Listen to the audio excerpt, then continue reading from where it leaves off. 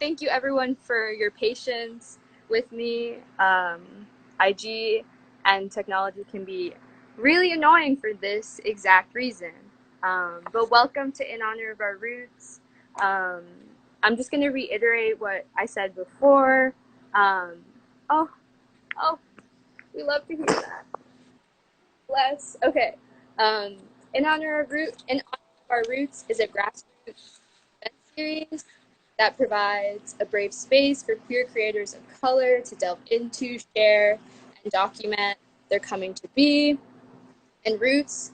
Um, and through workshops, exhibitions, vendors, and experimental performances that revolve around self-reflection themes, we activate a queer imagination, which encourages the spiritual autonomy of our communities and explores the potential for collective ancestry, which is what we're going to be diving into today. My name is Andrea. I use they or she pronouns. This is my first time hosting a live.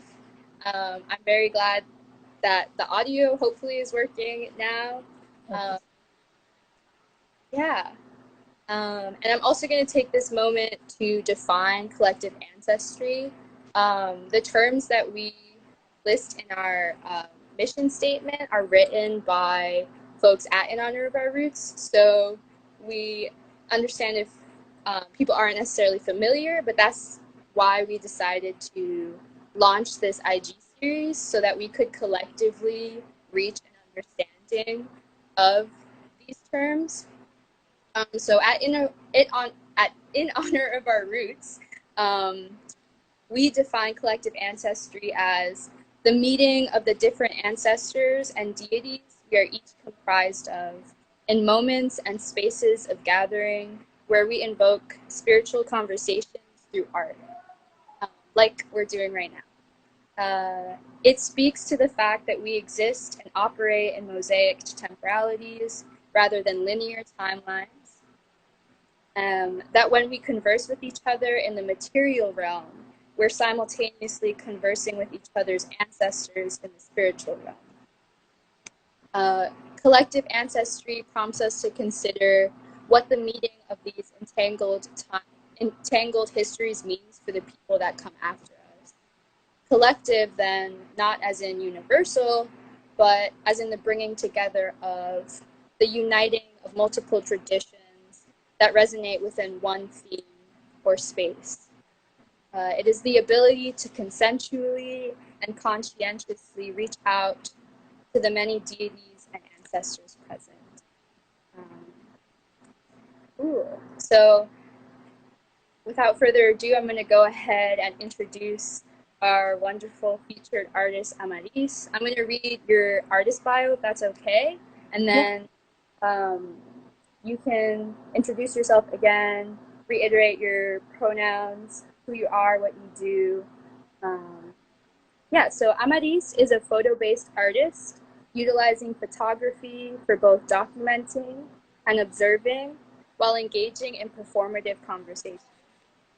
The results are images of quotidian moments and narratives that portal history, ancestry, altars, and still lifes that are alive. The performative aspect is referential directly to a gentle and deeply personal connection to Amaris's bisabuela and Boricua woman. Amaris has shown in galleries such as Candela Gallery, Photo Carrefour Gallery, and will be screening internationally with Isla Colectivo throughout 2020. Amaris predominantly works in the community as a K-12 instructor. So if you want to add anything, please go ahead. Yeah, that's pretty much a summary of who I am. I go by they, she, he pronouns, and like you said, I'm an instructor normally, and yeah, that describes my practice word for word. So yeah. I'm going to go ahead and pin your Cash App and Venmo. So if anyone feels called to, you can send them love there.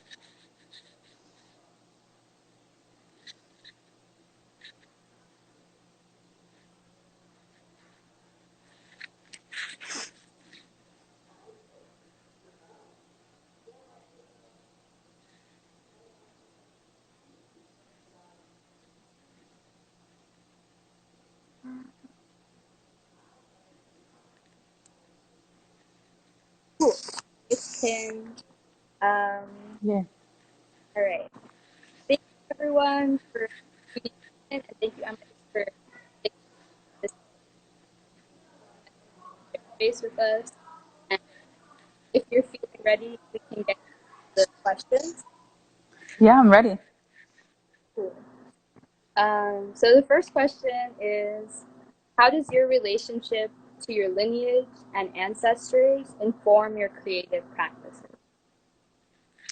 Um, my relationship to my ancestry informs my practice. Primarily just being inspired by my abuelas and their practices. That's like mostly what's been inspiring my photos for a while now. Um, Specifically, their spiritual practices.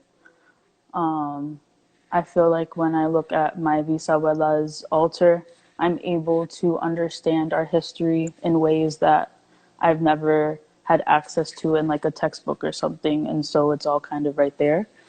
And that's definitely the center of just describing our history and how we're even here. So yeah, that's pretty much the main part of where I draw a lot of what's in my own personal practice from. Thank you for sharing that. I feel like it's so that connected, like, exploration of your ancestral history is so present. Just like every object, like uh, the curation of it feels so intense, purposeful. Evokes so like when I look at it, it evokes so much for me. Like I feel so familiar. Yeah, so it's a very powerful like body of this connection you have to the woman in your life. On a similar note, uh, if you can speak to what the objects that you integrate into your altars and still lifes and photographs, what they reflect or represent within your work. Um, a lot of the time when I'm choosing objects in photographs, they're representing or honoring the relationship I have to someone within my family, like my abuelas, the women in my family for sure. Um, Even just though like the relationship that I have to myself, I think are very represented in the objects that I choose. An object can be an offering to someone that has come before me, and also be just something that represents my queerness or it's kind of just a mix of all of those things. And I think that like a big part of being Boricua, being raised the way that I have been, it's a lot of taking mundane objects, like things that are that we see every day, whether it's things for cooking, things for cleaning, and using those things to then honor the women that taught us and how those things can be spiritual for us as well. So it's a combination of ancestral symbols, but also symbols from just my narrative of growing up and being Boricua in New York and in the US. Cool. Like favorite object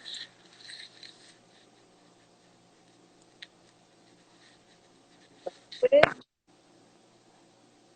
Sorry, I can't hear you again. Sorry, not to interrupt.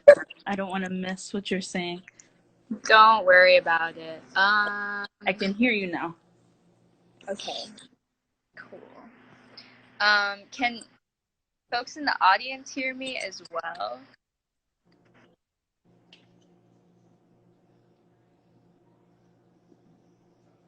I'm hoping that the audio is working. If it's not, just let me know and you can interrupt. Um, I was just saying that,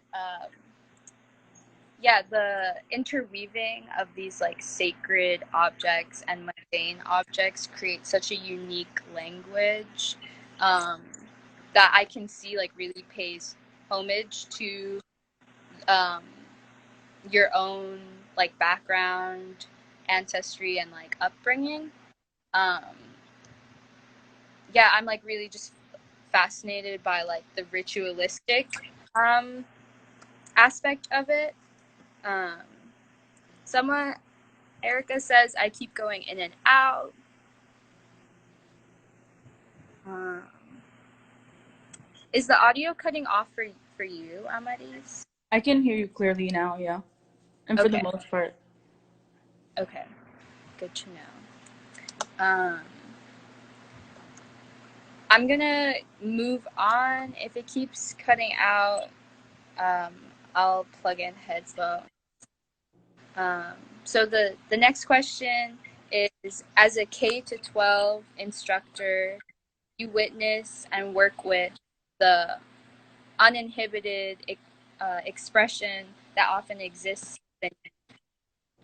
How do you navigate that mix of energies, which some would argue are highly wise and ancestral or spiritual? Hmm. Well, I think being a teacher has been a really good opportunity for me um, to work with the community. And I think, yeah, like what was said in the question, like kids are inherently very wise and they almost have more of an understanding for a lot of things that we're constantly working to unlearn, but they haven't really reached that point of unlearning certain things yet. And so Mm-hmm. a lot of times it's like they'll get it or depending on what it is, and then other times they have so many questions, so it'll be opportunities to talk about things like their identities in ways that are appropriate for where they're at. But I feel like I learned from them a lot as well of just like knowing your truth. So yeah.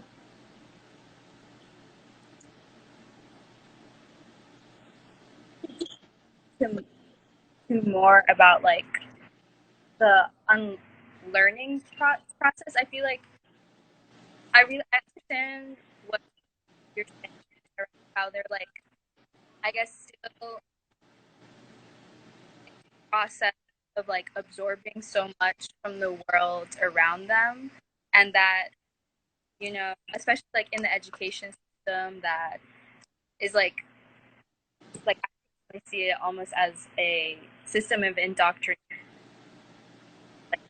them, um like what the system considers normal or whatever. So I'm just curious, like what how you've seen them in this like process of learning and unlearning at the same time, if that makes sense. Yeah, I mean, I think sometimes, I mean, and it can be discouraging too of like seeing that kids that are so young can already have um kind of these ideas of what things like gender is or sexuality or even race. Like they have all these preconceived, like whatever they're being taught. Right. Um, and then there's also this like, depending on the age, especially the younger they are, where they haven't absorbed certain things yet. And Mm, so they're not conscious of things that a lot of our society is like, this is what, these are the rules, this is what you can and can't do. right. Um, so it's really just that, I think, in a lot of ways of like they're so willing to learn new things, and so it's like who is teaching them what Mm, about themselves and each other. we're yeah, I hear that, and I feel like it can be that process of like them picking up things about gender or race or class so visible sometimes because kids are so honest Yeah, and expressive, and they literally just say what is on their mind, and it's just like, yeah. oh, okay. Yeah, it's funny. I have students that are like, if you're a boy, why do you paint your nails? Or like, why if you're a girl, why do you? And they're like, wait, are you a girl? Like what? Like I've had like really young kids be like, are you a boy or a girl? And ask me in a way that's they're like really shy, and I'm like, it's okay, you can ask me that. And I think even me figuring out how do you tell a 5-year-old what your gender identity is, but also how do you give them the opportunity to think about theirs in ways that they would appreciate when they get older. So Mhm. yeah. I think that that work is so meaningful, and finding the language that's like accessible to them and like honors their own learning process is super cool. And I think it's something I'm definitely still navigating as an older sister, uh, who's constantly like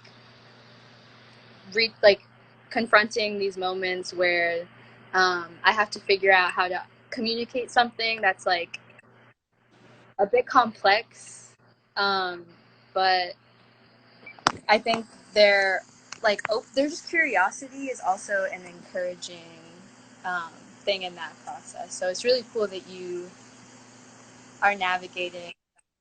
Um, cool. So this is like related to some of the things that you brought up, but um, what role does queerness play in how you show up in the world? Um, I it's a big question. I think for me, queerness is like not necessarily a role for me. I think it's just understanding that queerness is literally me, like it's just me, and like just showing up as my full self, really. Um, I think that like queerness definitely helps me understand my role as someone that can be healing to myself and others. Because I think that it's ancestral and very much tied to a lot of the people that came before you. But I think that like outside of just that personal connection for me, I think it's really just like I said, just showing up as myself and just demanding that respect is like the only role that I choose to give myself or like hold myself to. And I think it's really the only thing. It's just like I don't know that I could say my queerness does anything more than that, other than just being truthful to myself. For that, I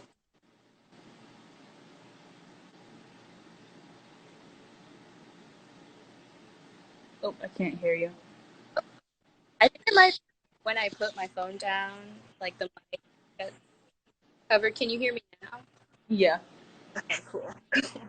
Um, yeah, I was just saying that I feel that there's a very like a powerful connection between embracing that fullness of your being and showing up and honoring that your truth, um, and that ancestral presence. I feel like something that I'm in the process of learning is that when like I undergo like I take a step towards healing, I feel that ripples throughout my lineage and touches all of the people that came before me, and also is going to inform how um, the people that come after me are going to show up as well.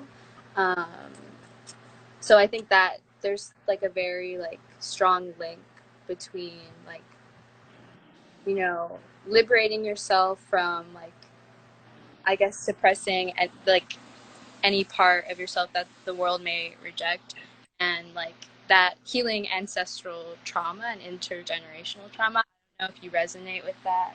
Yeah. Yeah. Definitely. Cool. Um, so I wasn't sure if we would have time for this question, but I believe we do. Um, so in honor of our roots acknowledges that the linear perception of time that Western society operates on was established through colonization as a control tactic. Like, we understand that it was like the standardization of time um, was directly implemented by like this capitalist need for um, like mechanized labor and being able to dictate where people are at a given time so that they can exploit their time and resources. So we attempt to reclaim time as a fluid and malleable process. So the question is, what is your own personal stance on time, and how might it influence your creative practices? Mm. I think I definitely agree with what you said about time.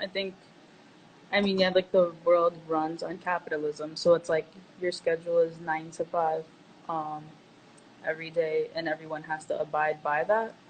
And I think that there is like an aspect of my life and everyone's life where we're surviving here, and so there definitely is a certain structure that sometimes I have to push myself to uphold in order to like be good.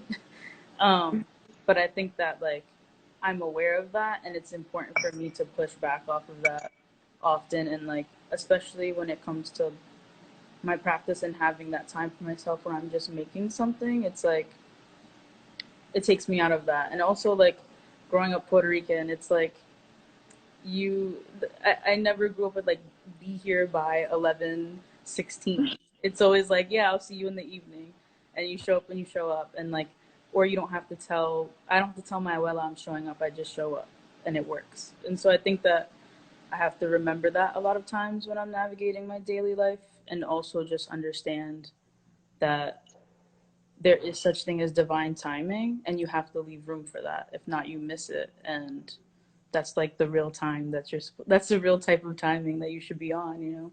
So, yeah. Yes, I love what you said about divine timing. I feel like this um I mean, this year and everything that, like, with this quarantine, like, time definitely slowed down.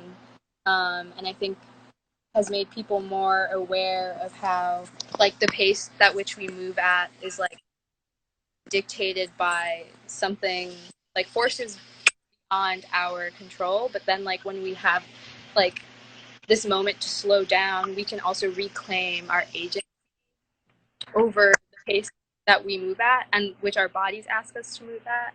Um, and in terms of like this concept of divine timing, like I think these past few years for me have really affirmed that everything has its own time and season, like due time and season. Um, yeah, and I wonder if um, you would want to like expand on how um, you have learned to like honor the like your own pace at which you create, because I know you like touched on that briefly, and I think it's really important to, I guess, push back against this like capitalist notion that we have to be constantly like producing and like hustling, and that there's like a certain deadline for everything. So if you want to speak to that anymore. Yeah, I think that like definitely even within the art world and as an artist, there's like this need to also uphold capitalistic like time frames of like I need to get this done by here, I have to sell this for this amount of money, and it becomes, you know, a job. And I think for me it's a lot of, especially because of what I make work about, and especially because I've been pretty much sharing my healing process in ways that I feel comfortable through my work. It's like reminding myself that like, okay, what I just did, that was for me and people that identify with me or have intersectional experiences, etc. So it's like, how can I make that something that's accessible to people, and not make it about productivity and a result and an outcome, because it it doesn't need to be that, because it's not that. Yeah, I think it's just, and that's what it. I mean, when I'm making things, it's pausing and reflecting and things like that. And so, if anything, it slows me down. But I try to be conscious of like the need to keep up with the art world, because I, I there's no way I can. So Mm, yeah. Yeah, I feel like I think it's really powerful to that you practice vulnerability in your and share your own um, healing process. And I think just that um, truth like may play a role in like the timing of it because you can't really rush your own healing. Um, Exactly. and that happens at the pace that it is meant to. Like we were saying, like Yeah, it all unravels in divine timing. So when you feel called to share that through your creative practice, like that's when everything comes together. So we have reached the end of the questions on our end, but um, we will open up for audience questions. You can drop them in the question box or in these comments. So if anyone feels called to ask either of us a question, please go and send them our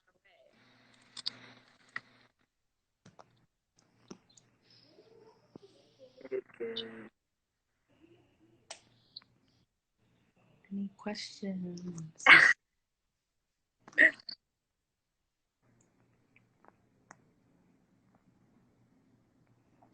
So far, we have none, but that's okay. Um,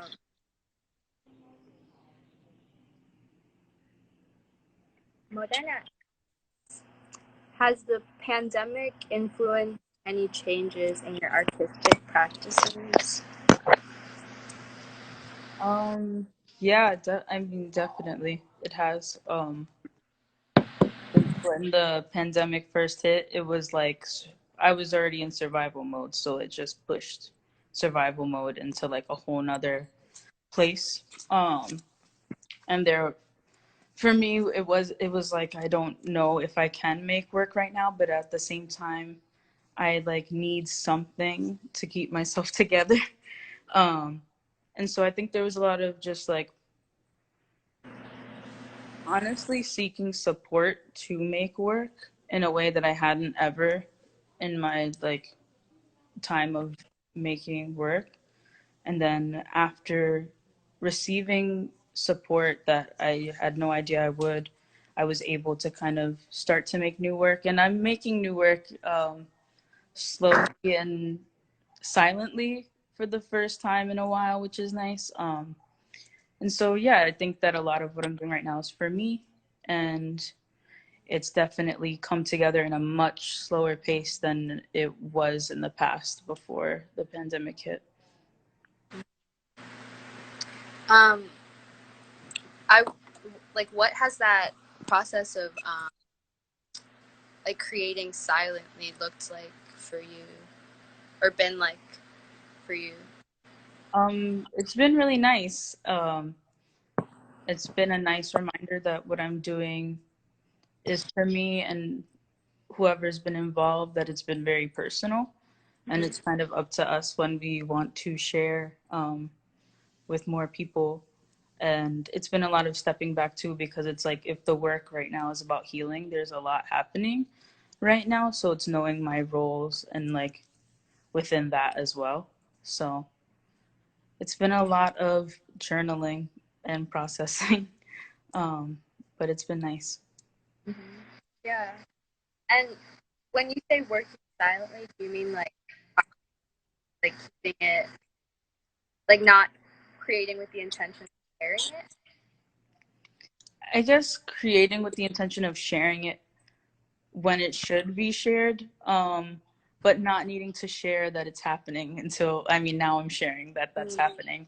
Um, but yeah, I think I'm the type of person that gets really excited and I want to tell people like I got a moment to do this. Look what I'm up to. And I think now it's been more so just like really special to share with just a few people here or there, even just like having a thought to myself today and not sharing it with anyone but me, and that's okay. So it's been a lot of becoming more, I wouldn't say private, but definitely more personal. Mm. with Beep Boop, I'm made of metal. That's my friend Jessie asks, see yourself as a future ancestor, and what does that mean to you? I love this. Like, cool. I mean, yeah. I I'm sure that something will come after me, even just within like friendships. I see that, you know. I think, and family, like definitely within family, and like chosen family. So I'm sure by the time I'm older, there will have been plenty of things to reflect on within relationship and things like that. And I mean, I'm a part of a lineage that I feel really proud to be a part of. So yeah, um, I think it's such a big, like, there's so much to say. I think that it, what it means to me is just like being able to say that I have something to offer um, that maybe wasn't offered to me or was taken from those that came before me within my family. And so, yeah, I think that's what it means to heal and to pass that forward and to do it together. And I think that that's probably what the main thing would be for me and what it means to me to be someone that came before someone else. Yeah. For, thank you for sharing that. And I also really love that you bring up this concept of chosen family and like queer.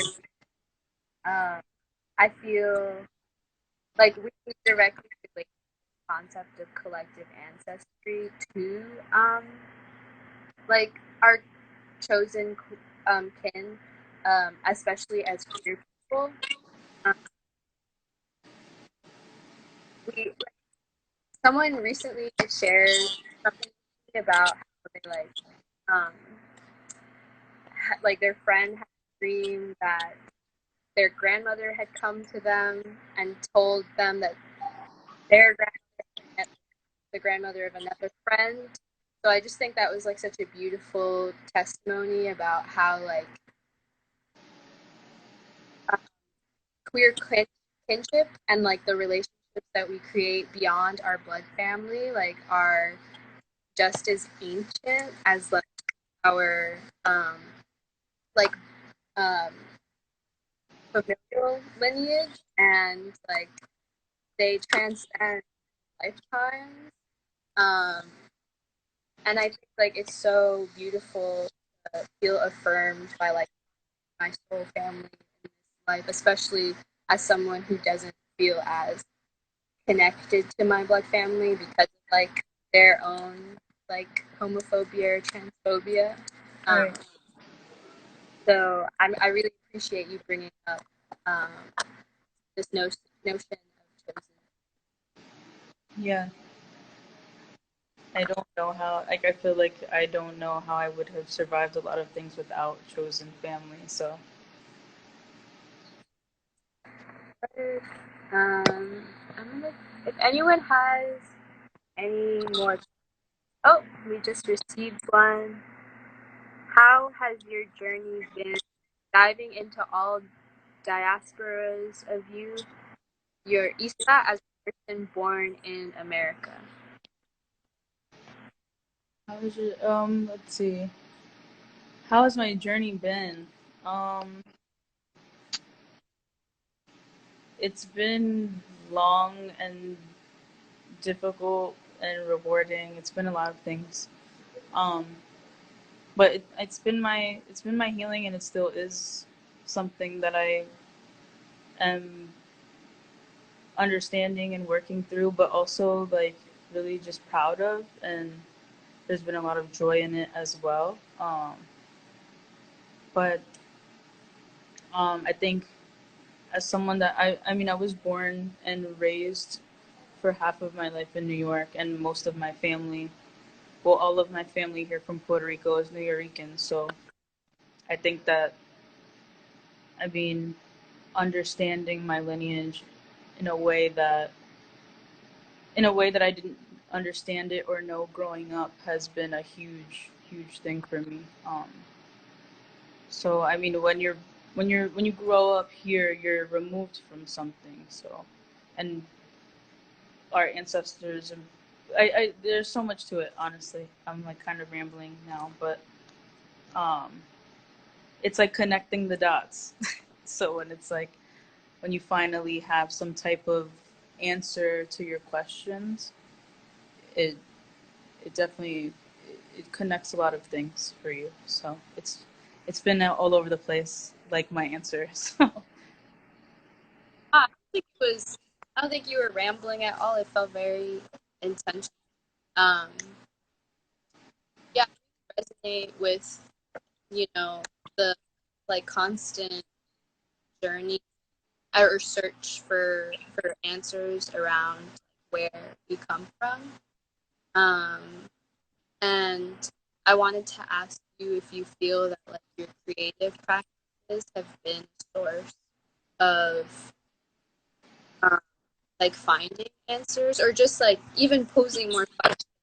I feel like questions seeds you sow. They don't necessarily like you don't necessarily need to like resolve them, but they like spark a lot within you, and that has room to grow. If that makes sense. yeah, I think that like I definitely have used my practice as like a way to understand things that maybe I'm questioning or things that I'm sure of even, and just having a moment with that thought or like whatever it may be. But I'm, I'm trying to think. Can you ask me that question again? Like, is that okay? Yeah. Let me try to remember it.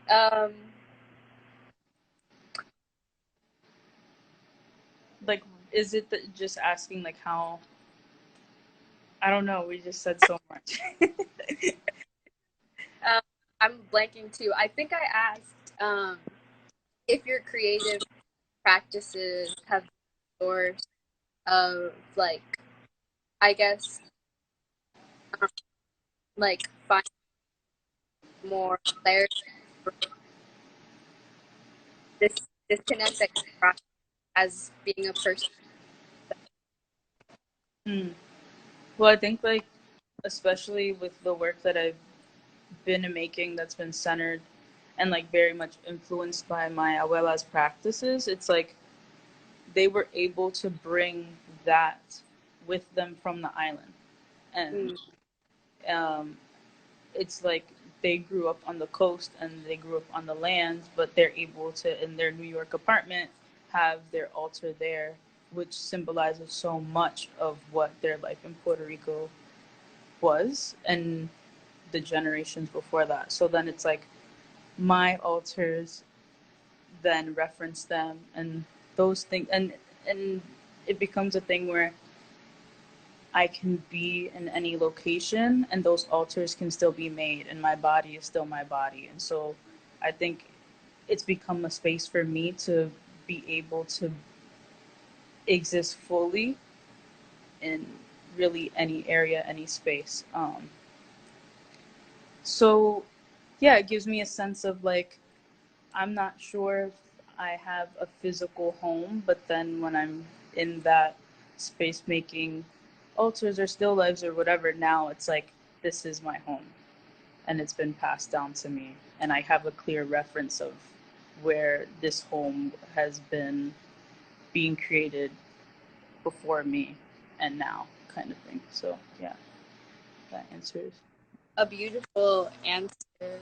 Um, I really love what you said about the mobility of the work that you create and being able to ground and center yourself in your body as a home, and then like extend that outward through the work that you create. Um, Morena celebrated what you said about your body still being. Um, we received another question. It asks, what are your views on collaboration? Is that something you're open to do, considering being close to your ancestors? Mm. I I love collaboration. I When I started working on the Still Life series, I moved to Virginia when I was about 12, from New York with my mom. And so I had been removed from New York and my immediate family for a very long time. And so I think that once I went back to New York last year and I started to meet more people from the community. I had this huge desire to want to collaborate, because it's just been me, like with my own reflections for so long.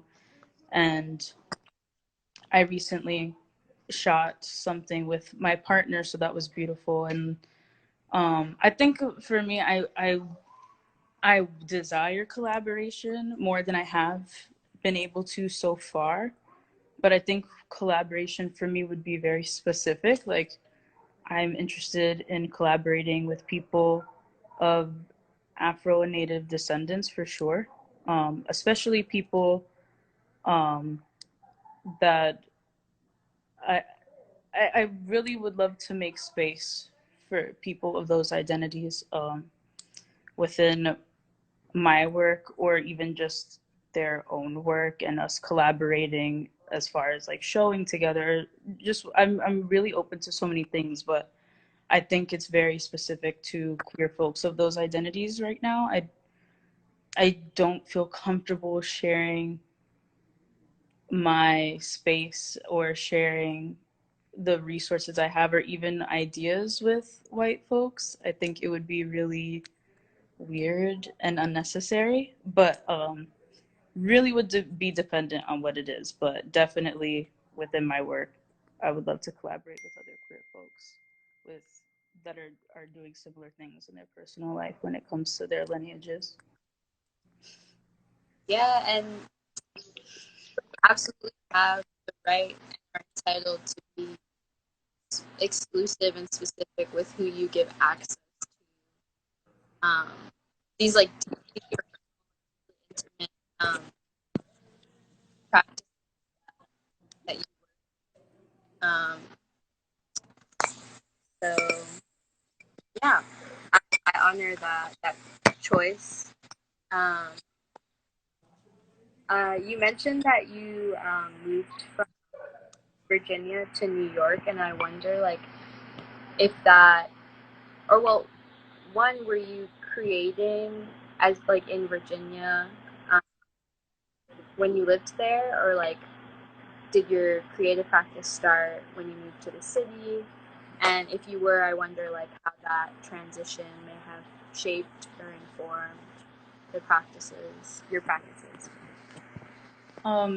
I went to art school in Virginia, so I definitely started, um, making photos then. And there was a time after then too where I was in Virginia, and so I was just looking for, a place to start and how to start really on my own.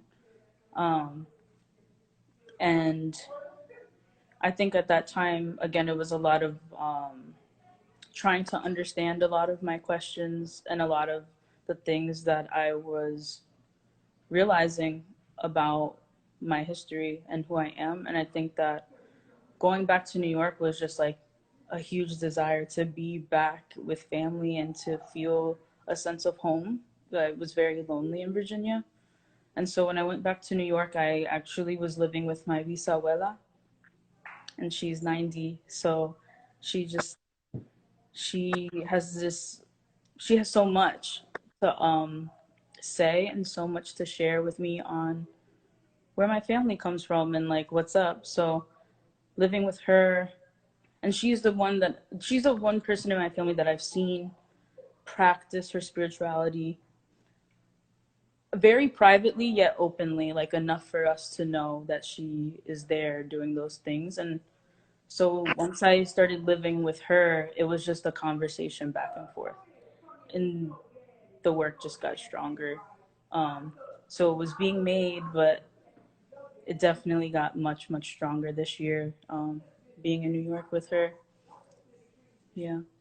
That's so special to be able to um, receive that wisdom from your grandmother. It is. It's a privilege. Truly, truly.